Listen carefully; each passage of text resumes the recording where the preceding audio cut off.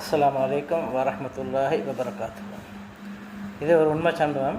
என்னென்னு சொன்னால், தென் மாகாணத்தில் முஸ்லீம்கள் செறிந்து வாழ்கிற ஒரு ஊரில் நடந்த விஷயம். பேர் ஊரை செல்கிறது நல்ல இல்லைன்னு நினைக்கிறேன். என்ன செய்துன்னு சொன்னால், ஒரு லன்ச் டைம் வாப்பா வீட்லிக்காரு. வாப்பாக்கு ஒரு கோல் வருது. என்னென்னு சொன்னால், அவங்களோட மகன் கடலில் தாழ போனவரை நாங்கள் கொண்டு வந்து வச்சுருக்கோம்.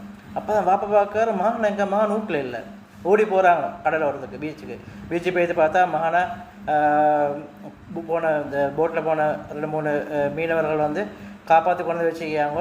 கடைசி கட்டத்தில் போய் இதை காப்பாற்றின்னு சொன்னாங்க. 2-3 தண்ணி உள்ளே போகிறவோ மிச்சம் கஷ்டப்பட்டு ஆளை கொண்டு வச்சுக்கமெண்டு போய்த்து பார்த்தா இவங்களுக்கு ஷோக். இவன் அது கடலில் பாஞ்சான்னு சொல்லிட்டு பார்த்தா இவர் சூசைட் பண்ணி கூட கடலில் பாஞ்சிக்காரு. பிறகு தான் விசாரித்து பார்த்தா என்ன விஷயம்னு சொன்னால், அந்த நாள் தான் வீட்டில் இவர் வீட்டாளர்களோட என்னமோ பிரச்சனை நடந்துக்கு. இதுக்கு படிக்கிறபடியே பாருங்கள் என்ன நிலைமைன்னு சொல்லி. இப்போ நாங்களும் பொதுவாக பிள்ளைக்கு ஏசினு சொல்லி தான் வீடு கடலில் பாஞ்சிக்காரு.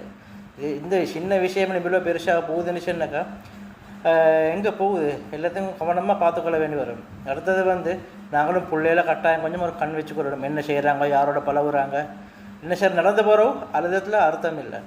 அது சொல்லும் நாங்கள் எங்களை பிள்ளைகளையும் பாதுகாத்துக்கொள்ளும், எங்களையும் பாதுகாத்துக்கொள்ளும்.